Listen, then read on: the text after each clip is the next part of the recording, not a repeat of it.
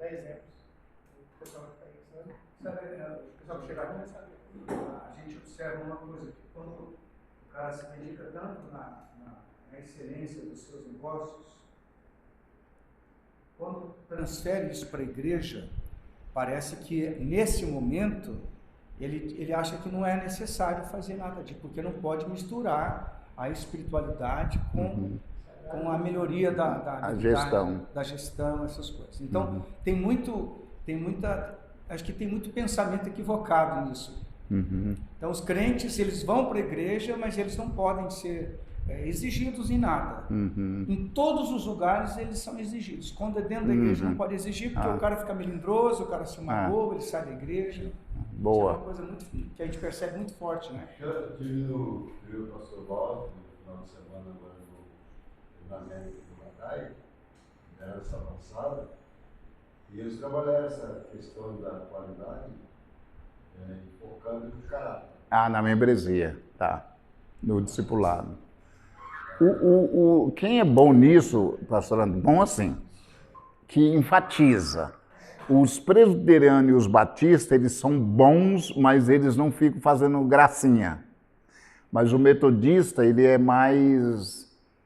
eles dão uma super ênfase na qualidade, pensando no caráter, e eles utilizam o escape, a fake news. Eu fiquei na metodista 10 anos, então posso falar mal deles.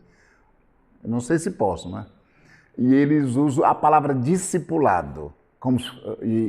O equívoco é usar o discipulado como ferramenta. O discipulado não é uma ferramenta, o discipulado é um processo, que é o caminho para o crescimento em qualidade e tem a ver com caráter. Ontem, eu assessoro uma denominação chamada CCV, Comunidade Cristã Vida. Ela é muito forte ali na zona norte de São Paulo. E a Jane é a coordenadora da parte, Toninho, da gestão da denominação, gestão ministerial, crescimento orgânico. Já que eu explico ali, Edmar. E ela tem uma equipe de 5 pessoas. Em dado momento eu disse, ô Jane, eu fiz um encontro online, ele é presencial, mas como nós tivemos problema de agenda esse mês, eu tive que fazer online. Aí eu falei, Jane, você precisa mentorear a tua equipe. Aí ela disse, não, eu não quero. Eu digo, então você vai perder o cargo. O pastor Antônio vai te tirar do cargo, porque o mentoreamento faz parte da tua tarefa. Aí ela disse, tá, mas o que significa isso? Eu falei, ok. Tem 3 termos que nós usamos hoje no Brasil. Discipulado, que cuida da vida cristã, caráter, essa relação com Deus. A mentoria, que tem a ver exatamente com o ser integral, que são os desafios, tanto profissional como espiritual. A mentoria já abrange um pouco mais. E a assessoria, que tem a ver com projetos institucionais. Aí ela diz, eu digo, então, a tua equipe precisa de mentoria, você precisa ajudar essas pessoas a crescer integralmente, serem bons profissionais, serem bons cristãos, etc.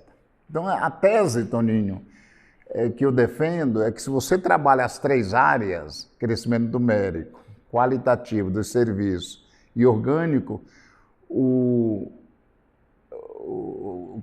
o caráter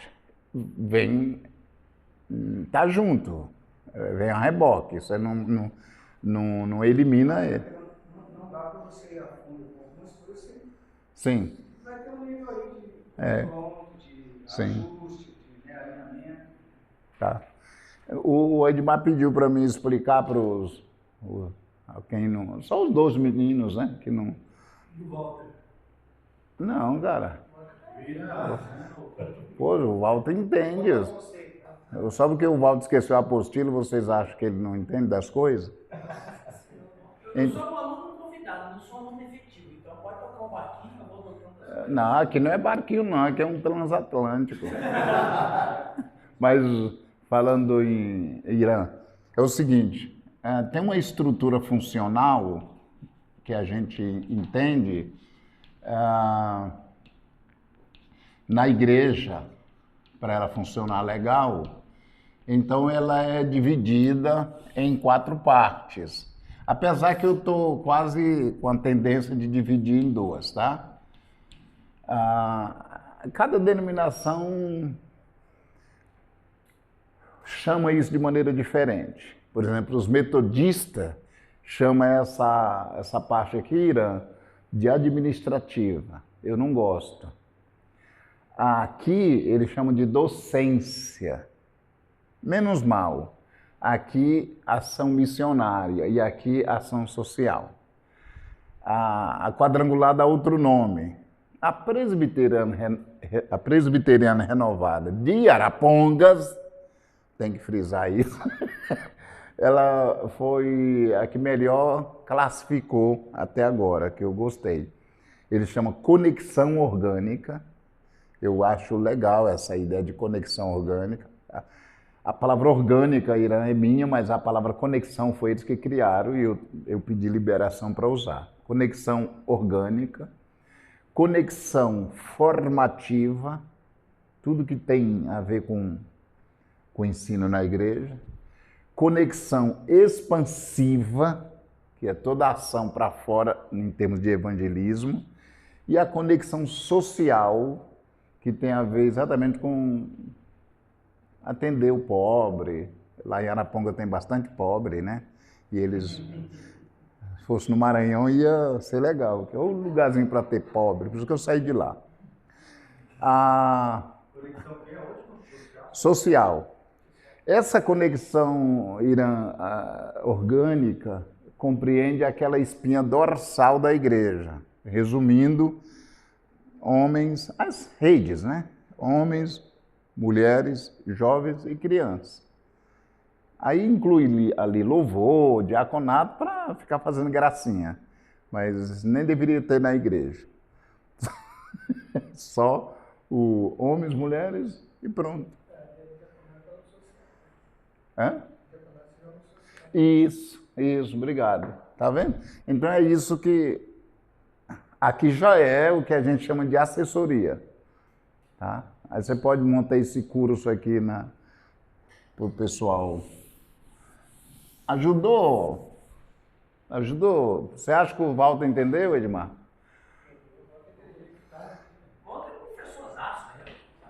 Não adianta ficar enchendo a bola do Walter, não. Viu? Né?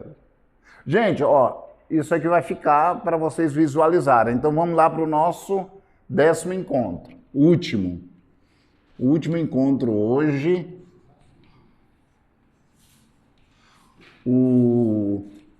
E o nosso último encontro, aliás, Edvanil, me dá um lembrete aí quando der 10h30 para a gente ir para o intervalo.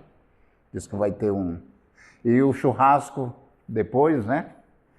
Você que pagou o churrasco?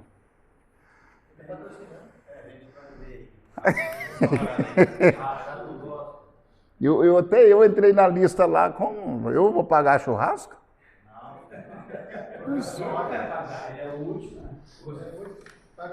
Vocês são muito ruim. Vamos lá, gente.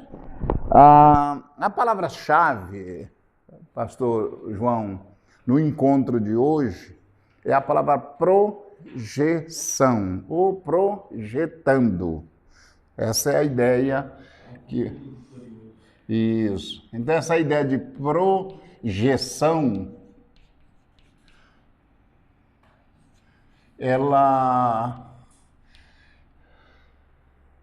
o pastor do João dos Anjos, o Toninho, né, me conheceram quando eu estava numa igreja, a primeira igreja quadrangular de Curitiba, e quando eu cheguei nessa igreja há 28 anos atrás, eu lembro que eu fui participar do que eles chamavam de planejamento.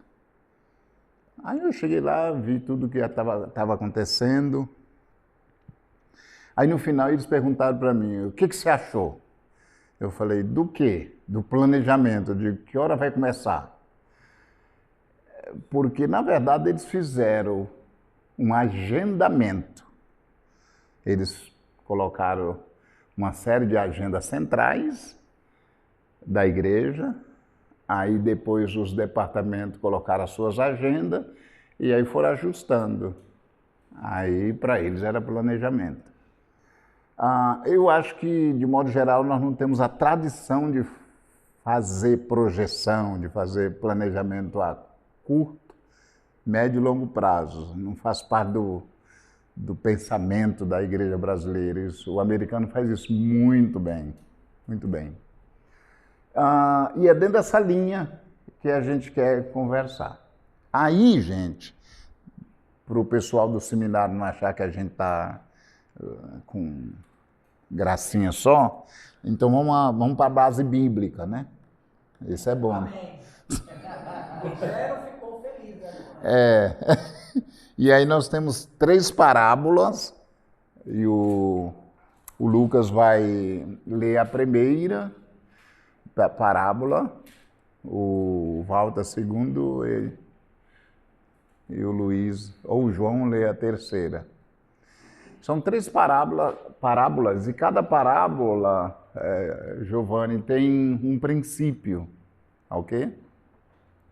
Na verdade, é um princípio só, presente nas 3 parábolas, ok? Essa é a verdade. Qual que é a primeira ali? Quem que foi escalado? O Lucas? Mateus 13, 31 a 32. 31 e 32.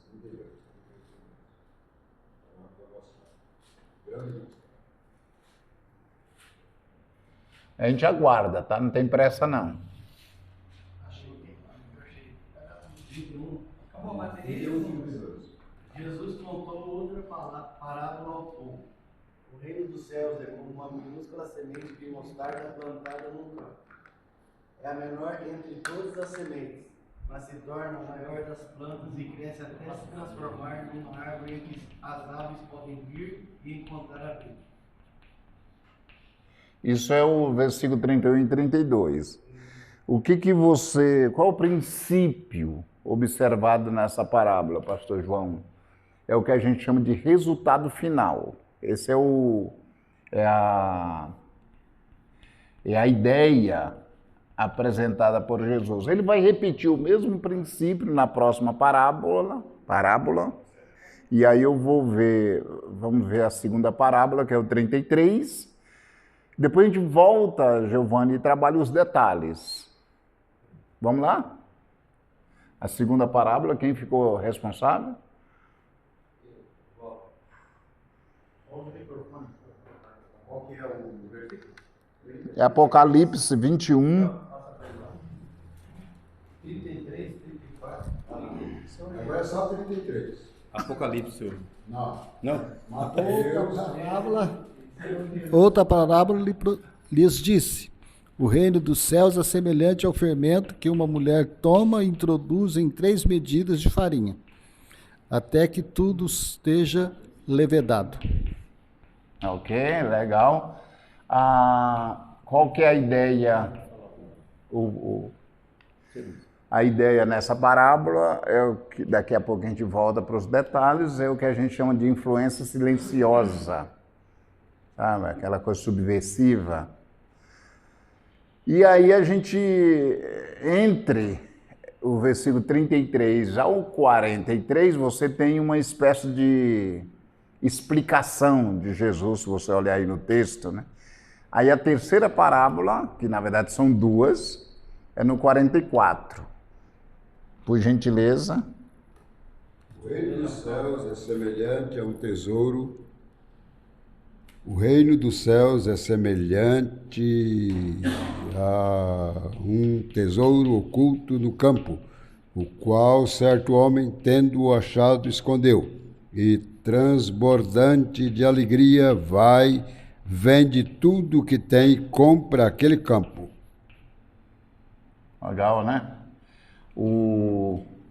E o princípio aí é o que a gente chama de motivação duradoura, ok?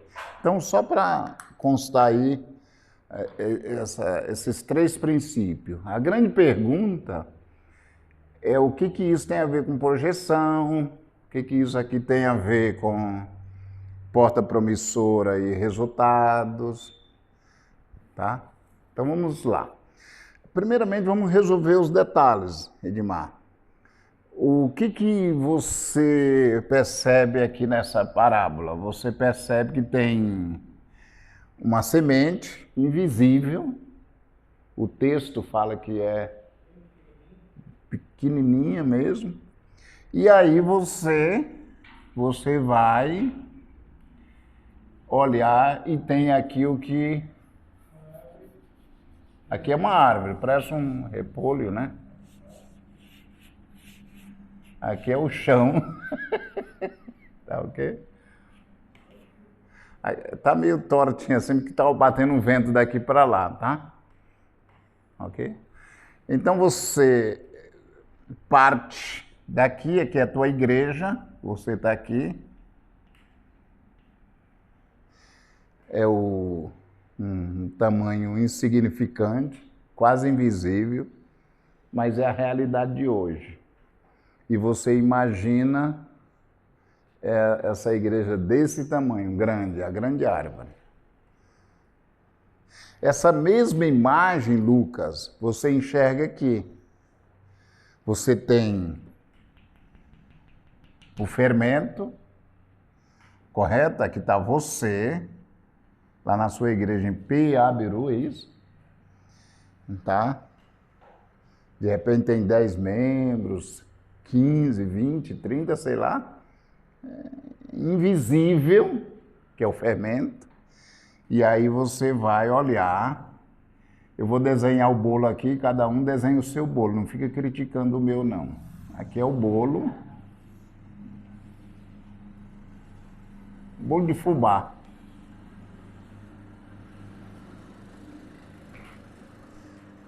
Olha o tamanho do fermento invisível, tá? E olha o bolo que ele produz. Pode olhar que é a mesma imagem. E ali também é a mesma ideia. O tesouro, né? Você parte aqui. Como eu não sei desenhar o tesouro, você entendeu? Pode ver que está repetindo o mesmo conceito, tá? Agora vamos para os detalhes. Vamos voltar para a parábola, número 1. O João que leu? Foi o João? Não, o Lucas. Vamos ver se as traduções esclarecem um pouco o conceito melhor. Você repete, Lucas, depois o João dos Anjos lê, porque me parece que ele está com a Fiel. A tradução Almeida Fiel, né? Mas é a Fiel, né? A Fiel. É que você sabe que a Fiel é uma das melhores, né? A NAA é boa, mas a Fiel... Lucas, vai ler, Lucas? Outra parábola lhe propôs... Corta aí, pastor. Corta. Outra parábola lhe propôs, dizendo: o reino dos céus é semelhante a um grão de mostarda, que um homem tomou e plantou no seu campo, o qual é, na verdade, a menor de todas as sementes, e crescida é maior do que as hortaliças, e se faz árvore, de modo que as aves do céu vêm aninhar-se nos seus ramos. O pastor, põe-me lá para o pastor João. Outra parábola lhe propôs, dizendo: o reino dos céus é semelhante a um grão de mostarda que um homem tomou e plantou no seu campo, o qual é, na verdade, a menor de todas as sementes, e crescida é maior do que as hortaliças, e se faz árvore, de modo que as aves do céu vêm aninhar-se nos seus ramos. Ótimo, excelente. Agora, interessante, nenhuma das duas captou um conceito legal. Porque nas duas traduções a palavra cresce aparece como já o produto final, crescido, né? A árvore pronta. Mas a tradução da NAA diz cresce. Aí já dá a ideia de continuidade, que é um processo contínuo, né? Crescido já é... Mas se torna a maior das plantas e cresce até se transformar numa árvore. Ah, então tá bom. Você pegou a NAA, né? Bíblia? Não, isso não é Bíblia. Ah, isso não é Bíblia, não. Esse grão é, na verdade, a menor de todas as sementes. Tem que ser uma verdade. Mas quando cresce, é maior do que as hortaliças e chega a ser uma árvore. Ok. Qual que é a grande tensão nesse texto aqui? É a última frase, que a gente normalmente, Edmar, elimina. Qual é a última frase? As aves do céu, ninho. E a gente pensa que Jesus está falando do cristianismo, lógico, e nós estamos adaptando esse conceito que Jesus aplicou ao cristianismo no seu sentido amplo, e estamos colocando de maneira restrita a igreja local, mais restrita ainda, né? Porque a igreja não é o reino, ela é agente do reino. E Jesus está falando do reino, o reino dos céus é semelhante, que é a ideia do cristianismo. E aí a gente está tomando essa imagem e restringindo, indo para a igreja, e aí nós estamos restringindo ainda mais indo para a igreja local. Isso é só em termos aplicativos e pedagógicos. Aí, o que Jesus falou originalmente? É que o cristianismo, ele é um espaço onde os demônios se infiltram e se aninham. Porque aves, de modo mais precisamente, sempre aparece com essa figura de demônios no texto bíblico. Então, a gente pensa positivo, né? Que a igreja é uma árvore grande, e aí quem quiser achar espaço ali para se aninhar é bem-vindo. Mas nesse caso aí é negativo. São as forças do mal que se infiltram na igreja para solapar por dentro, como é que a gente diria? Não é solapar, é minar a igreja. E isso é histórico, né? E Jesus já falou, olha, gente, as aves do céu vão se aninhar. E pode olhar, a história da igreja é fantástica nesse sentido, né? De tempo em tempo você vê o estrago que... Não estou falando nem só das heresias, né? Mas as outras ações que é desenvolvida dentro da igreja de uma anticristã. Esse aqui é o ponto chato da brincadeira, né? Parece que esse desenho foi profético, essa árvore sendo balançada pelo vento. Olha. De vez em quando na minha acontece isso. Eu vou até arrumar para você não...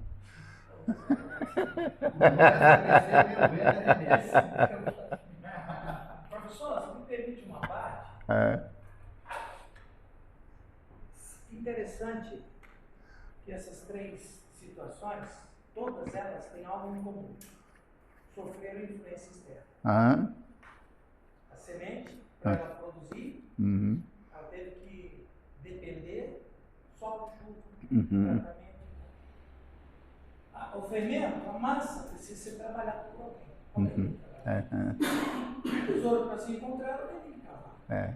Que eu entendo aqui na reflexão que você está colocando, se a igreja não sofresse a influência externa, que é de Deus, não acontece nada. Sim. Na primeira o cara está plantando, na segunda a mulher está mexendo a massa, né? E no segundo, o homem está achando e comprando. Precisa dessa ação. Eu defendo muito a ideia da interação, bem, está na Bíblia de ponta a ponta, da interação divino-humano, né? No processo histórico do reino de Deus. Não só da igreja, mas da história de Israel, né? Tem na 4ª temporada do The Chosen, tem na 5ª, ó, sei tudo, né? No 5º episódio, Jesus reencontra com a mãe dele, que eles vão para a casa de Lázaro, o grupinho de Jesus, e chega lá, a mãe está morando com Lázaro, e Maria e Marta. E aí Jesus está com uma certa crise, e a mãe dele diz para ele: você é humano. Eu limpei você como criança, como ser humano. E Jesus tem que... Por isso que eu gosto de Maria. A heresiazinha aqui, para não ficar só nas nossas palavras. Então, essa ideia do humano, né? Que vai... Do divino que vai participando. Eu amo essa ideia. Amo mesmo. Então, essa é uma crise, Lucas, porque se a gente tem que lidar no dia a dia com algo real na igreja, esse algo real tem nome. Você poderia chamar os demônios. Não, poderia chamar de demônios. Forças malignas influenciando. E só para exemplo, Walter, de referência, no grupo de Jesus isso era muito forte, né? Por isso que Jesus fala: para trás de mim, Satanás, não para trás de mim, Pedro. Você entendeu? Porque o Pedro, o ser humano, precisa ficar ali. Quem tem que sair é o Satanás. Satanás, que é o opositor. Então, na sua igreja está cheio de satanazinho, né? Tem uns pequenininhos, outros maiorzinhos. Às vezes nas denominações, né, pastor João? Como é que a gente chama? Na cúpula. Nos concílios. E é impressionante. Eu aprendi isso muito com a minha esposa, né? A minha esposa, ela diz assim: tudo que não tem cheiro de Deus é Satanás. Então vamos expulsar. Eu digo: mas é o Edmar. Ela diz: mas vamos expulsar assim mesmo.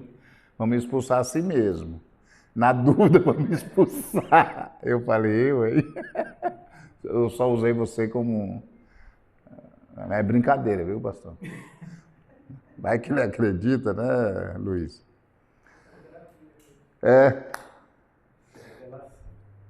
Mas presta atenção, gente. O foco aqui é o início insignificante, o início pequeno e o que pode ser. Aí, digamos assim, você, pastor João dos Anjos, pode dizer assim: o Edmar. O Edmar não é pequeno, mas ele é pequeno porque ele pode ser. Ele é pequeno no potencial que ele tem para... Você entendeu? Aí a igreja aqui tem 20, 30 pessoas. Ontem eu fui numa igreja com 23 pessoas, ontem à noite. Aqui? Não? Não, lá em São Paulo, em Curitiba. 23 pessoas. Funciona numa casa, e o mais novinho lá tem 65, jovenzinho. Só contemporâneo. E aí, então, só que eles têm um potencial para ser uma grande árvore. Aqui eu estou olhando para o potencial, tá, gente? Não fazendo um juízo de valor em quantidade, é só potencial. Aqui pode ter 23 ou pode ter 400. É o que pode ser. Uma igreja de 400 tem potencial para chegar a 2.000.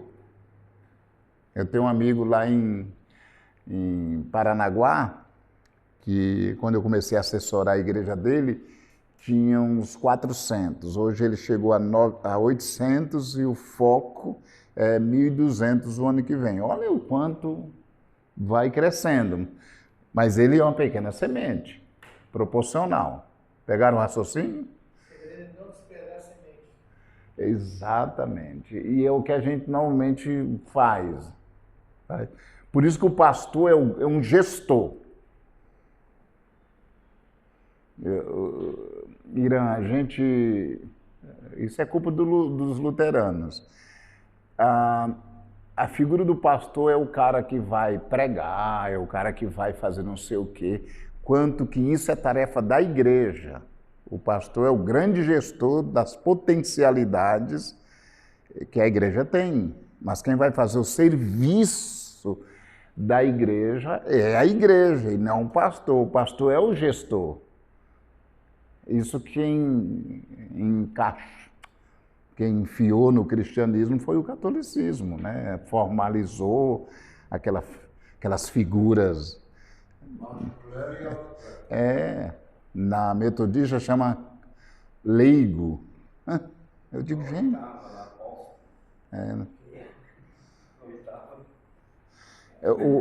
Vocês não gostam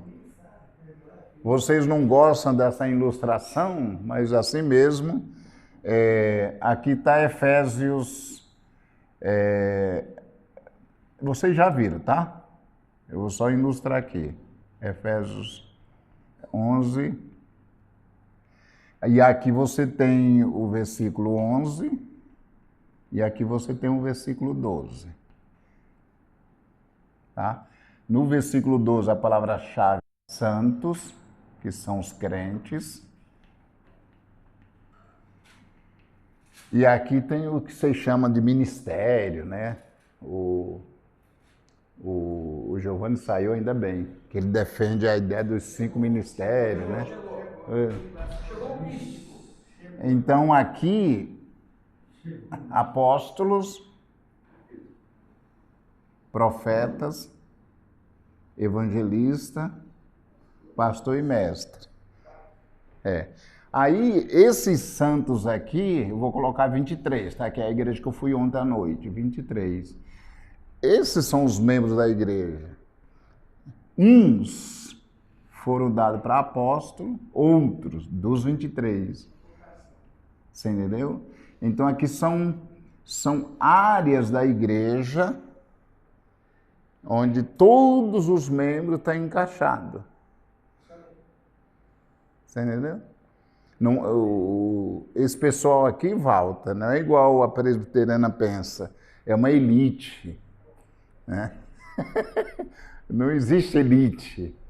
A presbiteriana é renovada, diga-se de passagem. A Divani, toda essa turminha aí. Nada a ver. Pegou, Luiz? Então, toda a membresia da igreja, nascida de novo, ou está aqui, ou está aqui, ou está aqui, ou está aqui. Na realidade, o propósito é equipar o santo. Essa é a função. Né? Olha aí, ó, o Edmar captou a mensagem. Vocês estão boiando ainda aí, sem saber nem o que comeu agora há pouco ali.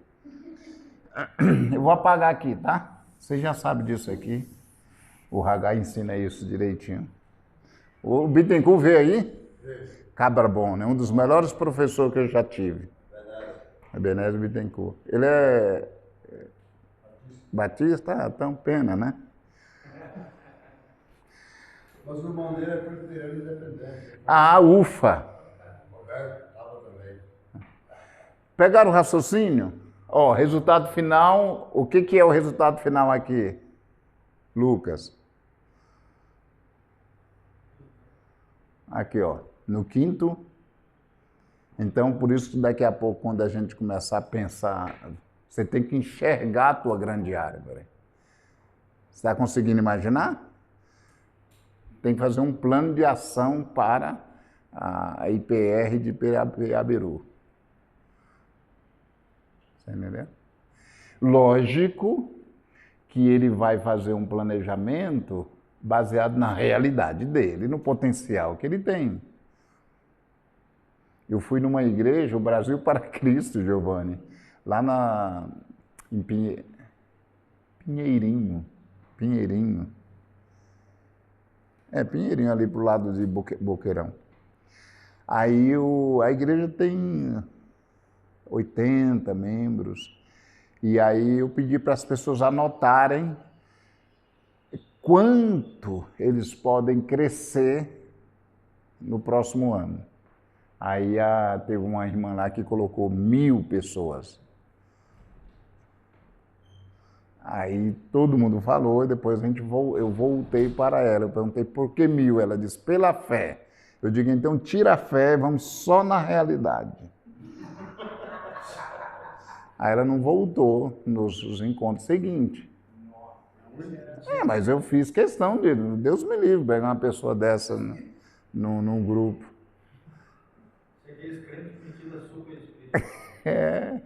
Alcançar 1.000 pessoas, que não vão chegar nem a 100, em nome de Jesus, porque só tem 80 pessoas e o crescimento é dentro de uma lógica.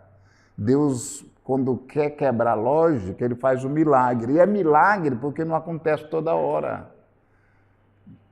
Ele é milagre. Não, às vezes. Sim, que é o certo. Os caras vão ter os filhos dos crentes, o negócio todo, né? Um perto do outro, tem transferência, tem determinação. Mas o que seria um crescimento saudável em porcentagem? O pessoal defende, eu não sou bom em 10%. O pessoal não é minha especialidade. Mas o pessoal bom, como Josué. Esses 10% seria questão de batismo ou de batismo. Eles focam no batismo, que o batismo é uma forma de formalidade, né? Eu amo essa ideia Aí os presbiterianos saem na frente, os luteranos também. Colocar os luteranos juntos. E o Islã também. Mas eu gosto dessa ideia. Quando eu cheguei na primeira igreja quadrangular de Curitiba, Toninho, eles tinham feito um plano de crescimento de 25% para 1997. Eu cheguei em 96, finalzinho. Aí eles perguntaram também para mim o que eu achava da projeção. Eu digo, para começar, eu quero saber como é que vocês cresceram nos últimos 3 anos. E eles tinham crescido em torno de 7%, 8%, 9%. Eu digo, o certo era vocês colocarem aí 10%. Por mais arrojado que seja. Coloca 10%. Não, está amarrado, sai dele, demônio. É 25%. Eu digo, vocês... E aí trabalhamos igual um doido, crescemos 11%. Porque aquela ideia que você falou, você fazer o estado final, você mensurar uma coisa que é... palatável, né? Não tem estrutura para isso. Você não tem pessoa treinando para isso. Os meninos, vocês devem saber o crescimento natural da igreja, do Christian Schwartz. Cara, é o melhor que tem hoje. Melhor que tem. Ele trabalha em cima de 8 estruturas, pastor João. Muito legal. Ele fez muito sucesso uns 25 anos atrás. Pois é. Só que parece que não foi um modismo. Não chegou a ser um modismo. É luterano, né? Mas é mais lindo. Não, Sempre tem a sua luz nesse mundo. É impressionante. Aí, ó. Calvinos. Mas o grande equívoco, quem era o diretor da editora A Esperança era o Walter, que já voltou para a Alemanha. Eu disse, Walter, vamos montar uma equipe no Brasil e vamos espalhar esse negócio. E o Walter, com uma preguiça miserável, e já estava meio que já faz uns 10 anos que ele foi embora, ele não aceitou o desafio. Agora o Cláudio, que é o diretor... Isso, foi embora, você sabe, né? E agora ficou o Cláudio, um alemão fake. do Paraguai. E aí, parece até com o Giovanni, o jeitão dele. Giovanni é descendente de Dom, né? Vermelho. E aí eu chamei a atenção dele, eu disse, olha, Cláudio, eu falei isso para o Walter e estou falando para você. Vamos. Aí ele contratou uma psicóloga, uma pessoa que... Gente, é para colocar o pessoal no campo, não um tecnocrata dentro da sala de aula. Por que esse pessoal não me ouve, Toninho? Mas eu estou forçando a barra. Eu achei um cara da Quadrangular, pena, só achei lá também, que eu vou levar eles a semana que vem lá e dizer assim, esse é o cara que vai espalhar isso para o Brasil. Pastor João, é muito bom, eles fazem um levantamento na igreja de medir a sua saúde nas 8 áreas. Vocês têm que fazer isso. Um diagnóstico. Gente, é muito bom. E antigamente era mandado lá para a Alemanha. Agora não, essa psicóloga que eles contrataram já faz, ela aprendeu a fazer, a tabular. Então, o Christian Schwartz, ele foi uma contradição luterana. Pois é. Por quê? Porque a igreja luterana, o DNA da igreja luterana, ela não é uma igreja de missão, ela é uma igreja de imigração. Uhum. Então, a preocupação dos luteranos não é fazer o povo dele crescer, é dar consistência ao que já existe. Então, é isso. E quando tem um visitante num culto luterano, os caras olham meditaram, assim, o que esse cara está fazendo aqui? Então, o Christian Schwartz, ele foi uma contradição, porque ele foi um luterano fora do culto. Com certeza. Eles não têm preocupação. O luterano, como o professor falou aí, é verdade, o luterano cresce por família, por nascimento e batismo infantil. Ela não cresce, você não tem uma equipe evangelizadora de missões numa igreja luterana. Não existe. Isso é histórico. Está no DNA. E era aquele pensamento católico. Sim. Lutero conservou isso. E perfeito. Vocês têm que conhecer esse material. O nome do livro? O Crescimento Natural da Igreja. Natural da igreja, o guia prático para as 8 partes de qualidade essenciais da igreja. Um cara como o Giovanni que gosta, o cara... Desenvolvimento Natural. Viu, Giovanni? Tem uma série. A série não é muito boa. O livro principal, ele é chave, e o teste, o levantamento. Viu, Giovanni? Se aproxima disso aí. Eu escolhi um camarada para fazer isso. Eu vou levar o cara lá pessoalmente. Esse aqui é o cara. Aí, se eles não ligar, eu mando para a Caixa Prego. O material é muito bom, mas é alemão, né? Lá é Evangélica Livre? Evangélica Livre. Ele que plantou o namoro evangélico. Olha aí. É verdade. Olha aí, ó. Mas ele já foi embora, já aposentou, já... Agora o Cláudio assumiu a editora. Mas é isso. É o que tem de melhor no Brasil hoje, tá? Em termos que o Edmar está levantando. Do crescimento natural, orgânico. Perfeito. Perceberam? O seu negócio aqui hoje é fazer essa grande árvore. O que você vai colocar nessa grande árvore aqui? Você vai colocar a perspectiva do crescimento numérico, se é o teu caso. Você vai colocar a perspectiva do crescimento qualitativo. É o que você quer. Ou o crescimento orgânico é o que você quer. É a tua grande árvore. Amém? Advanilson, você acha que o Toninho já captou? Tá. Então vamos lá. Influência silenciosa. Quem leu? Walter. Tá na página. Desculpa, Walter. Tá na página seguinte, tá, gente?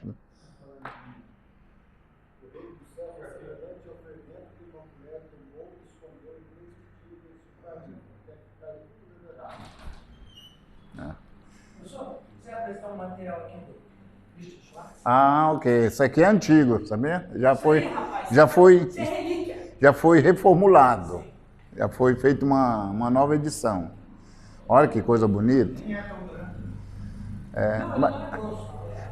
Mas aumentou agora. Né? Muito bom. Esse cara aqui tem que ser venerado. Não, é verdade, um trabalho excepcional. Ó. Tem mais dois, né? A prática do desenvolvimento natural dele e o ABC do desenvolvimento natural. Ele fica enchendo linguiça aí, na verdade. O meu trabalho é ser crítico, viu, Irã? Eu critico todo mundo. A única pessoa que eu não critico nesse mundo é a minha sogra. Estou procurando aqui o... E a mulher não. Até minha esposa eu critico. Ó, essa imagem é uma das coisas mais perfeitas. É um barril.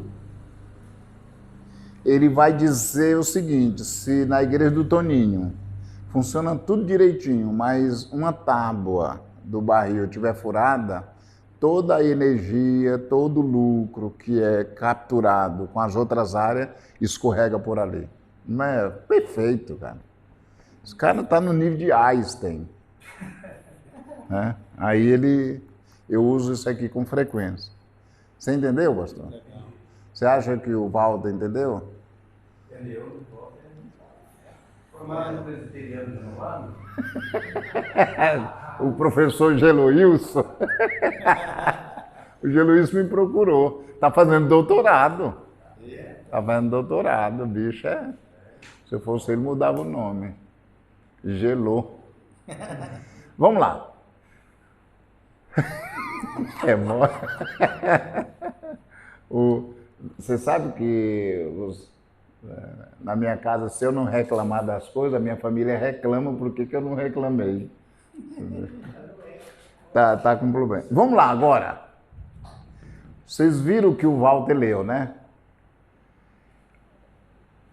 O Irã captou a ideia que tem uma influência externa, que quem está manipulando, num bom sentido, a semente é o cara que está plantando e quem está manipulando a massa é uma mulher.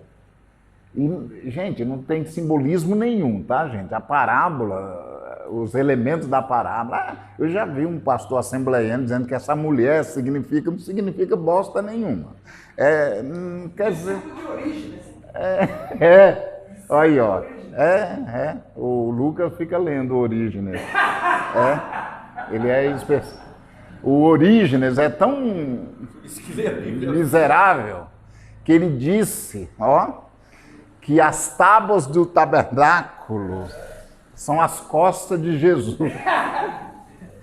Com essa interpretação veio da palavra do bom samaritano, do Orígenes? Eu não lembro. Ele dizia que o ferido é o pecador, o bom samaritano é o evangelista, as duas moedas é batismo de Santa Ceia, a estalagem é a igreja, aí vai dando nome. os assaltantes é o devório, mas você Não. Você não tem limite o negócio. Não tem limite, não tem nada a ver. Não, é verdade, é um negócio. E o cara...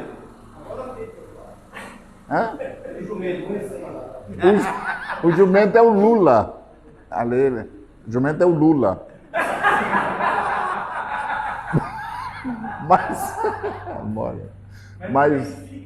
Mas quem fez, como é o nome do camarada aqui? Atanásio que... Bom. Ele manja do negócio. Ele manja. Tinha duas escolas, Edmar. Tinha de Alexandria, que era o... Você aprendeu isso no mestrado, né? Que o Orígenes era o... Mas vamos aqui para o que nos interessa. A influência silenciosa é o único lugar, não sei se o Irã concorda com isso, e se ele não concorda, ele não vai falar nada por educação, mas é um dos únicos lugares, Toninho, onde o fermento tem conotação positiva. Porque o fermento, normalmente, na Bíblia, tem conotação negativa. Aqui, ele leveda a massa, ele se mistura na massa para fazer a massa crescer no sentido positivo. Então, por que é silenciosa? É porque desaparece na massa, Giovanni. Por exemplo, quem é a influência silenciosa do Giovanni? Vocês não conhecem. Porque é silenciosa. Por exemplo, quem me influenciou durante 20 anos? David Cornfield.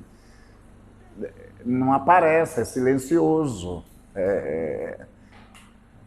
Fica lá atrás das cortinas. Esse é o sentido. Nós estamos aqui porque tivemos influências silenciosas. Fomos impactados. Os exemplos mais clássicos, Advanil, é do Susan Wesley, mãe de Wesley e Carlos.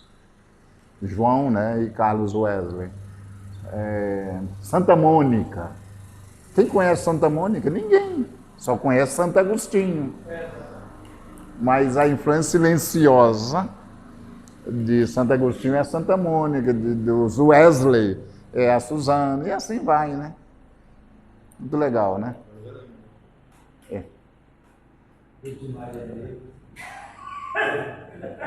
Quem foi? Do Edmar?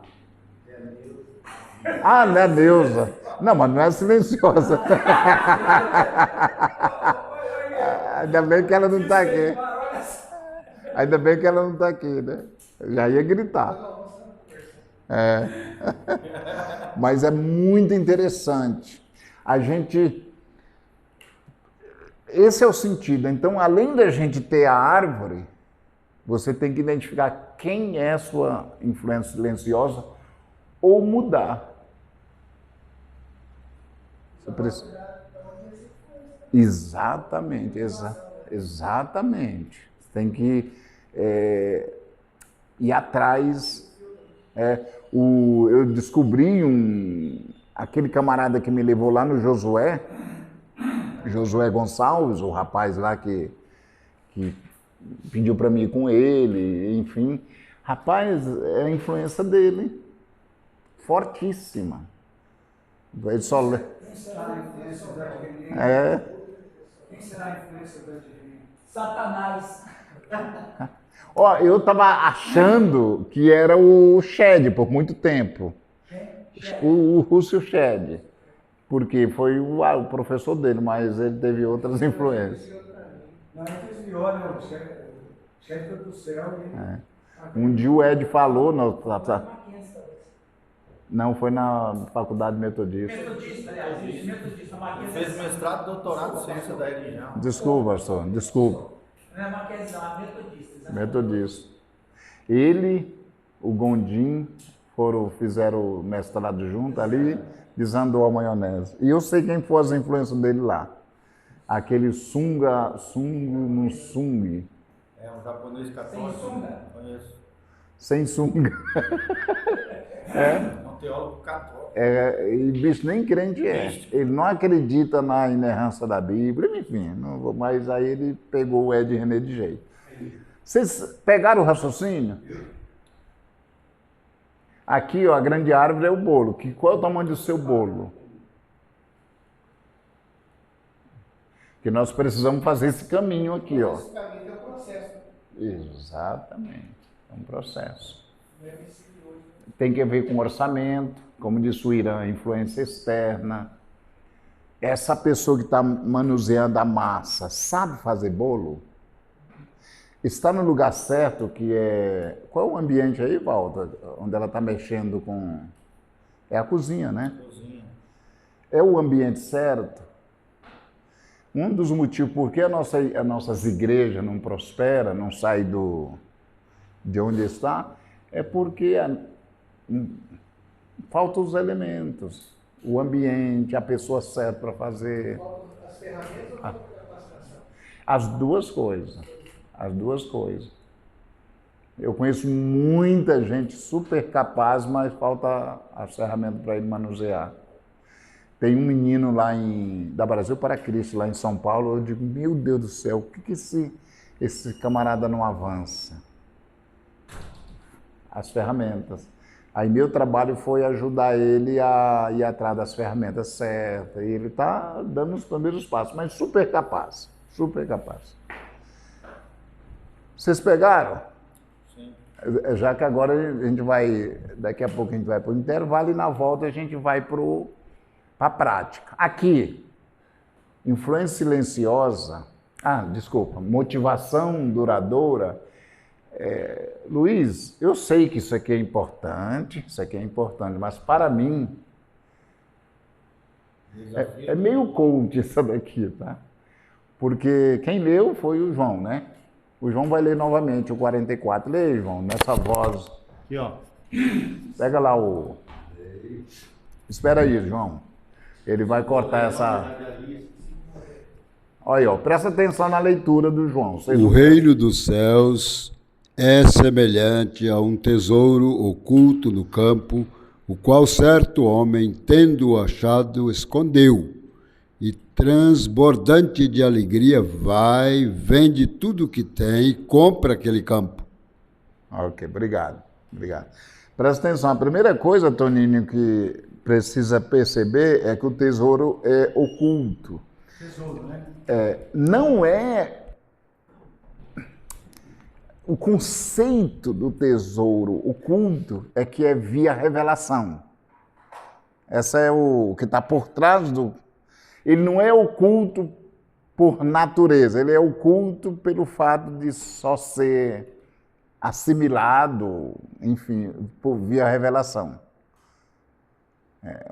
Ontem uma pessoa me perguntou, naquela igreja de 23 membros,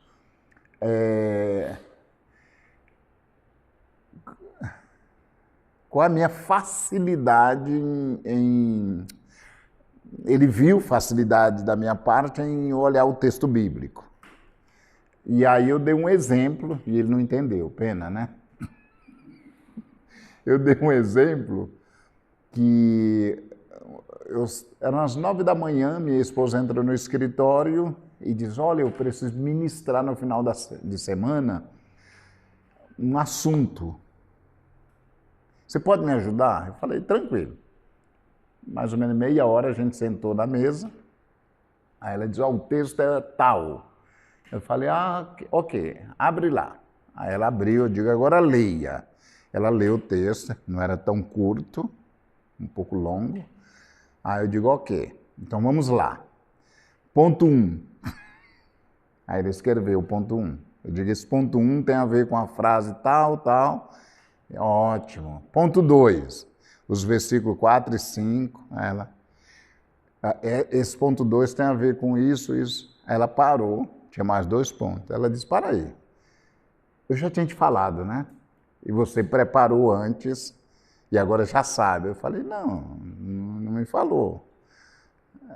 Essa é a minha ferramenta de trabalho, a Bíblia. Então, não era um texto tão fora da realidade, era um texto que eu tinha, mas é minha facilidade. Na Metodista, por exemplo, eu sou conhecido como biblicista. Não sei onde eles arrumaram esse nome, né? Mas é pelo fato de eu ter entrado na igreja com essa áurea. Boa. Mas é só nessa parte. Minha ferramenta de trabalho é a Bíblia, eu faço isso há 40 anos. Todos os livros da Bíblia eu tenho ele esboçado em vários formatos. Então, lógico, fica relativamente fácil para mim. Agora, é uma questão de revelação, não é inteligência. Mas também tem dedicação. Tem muita dedicação, né? Então é oculto, como disse o Giovanni, para quem não mergulha, né? E eu continuo oculto. Pegaram o raciocínio? Ok. Eu acho fabuloso, Toninho, essa ideia do tesouro oculto. O tesouro está lá. Agora, o ponto alto não é esse, Irã. O ponto alto do texto é a tradução que apareceu ali, o transbordante de alegria. O cara descobre o tesouro, não fala para ninguém, E aí ele, motivado pelo tesouro que ele percebeu, aí ele vai abrir mão de tudo que ele tem, correto? E compra o campo. Então, enquanto eu não tiver essa percepção de onde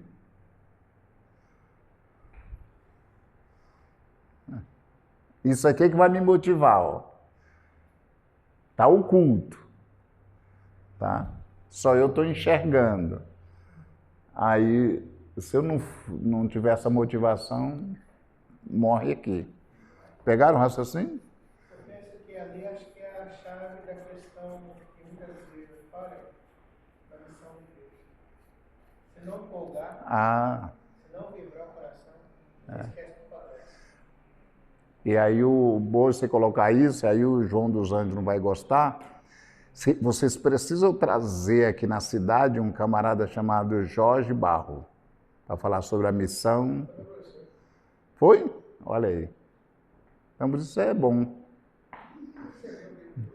O Jorge, eu acho que não, pode ser que tenha, mas não tem ninguém que fale melhor sobre missionalidade do que ele. Sul-americana, da Faculdade Sul-Americana.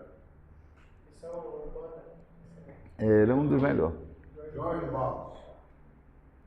Ele é o reitor agora, sabia, né? Pelo sobrenome ainda tá vendo, cara, Barroso, Barros, é tudo meio igual. Eu não vou comentar, não.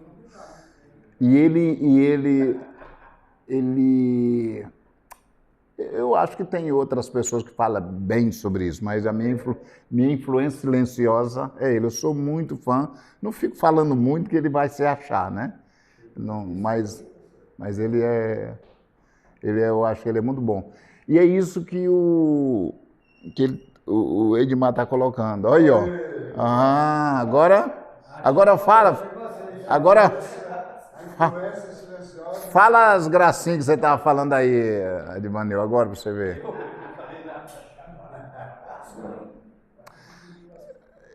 Eu acho que a igreja tem que despertar para essa questão da missionalidade, a missão da igreja. Gente, é fantástico. Fantástico. Mas ok. Ponto alto. Luiz, tem alguma coisa confusa aqui que não está claro? Tudo isso foi para a gente pensar agora no nosso plano. Que é, quando a gente voltar, a gente vai pensar no plano. Está confuso? O ponto que eu achei legal foi o que o pastor Juliano falou, que é a influência externa, né? Aham. Sim. Só que outra coisa que o Luiz Mar falou é cuidado com essa. Sim. Mas o que o Eiran colocou como influência externa não é a mesma coisa que ele falou. O que ele falou é o homem plantando, se manipulando, num bom sentido, a mulher mexendo na massa, essa é a influência, e ele descobrindo essa participação do homem. A dele é no sentido pejorativo, que tem que ter o cuidado para não... Que a gente citou o Ed René, e o Ed René é sem volta, viu, gente? Sem volta. Olha o movimento aí. E bate, agora É a igreja batista. água branca. É.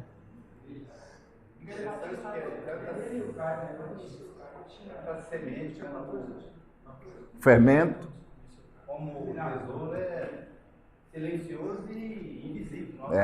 Não Boa. Esse cara aí pensa parecido demais, aí lá. Por que você olhou para o João dos Anjos quando você falou isso?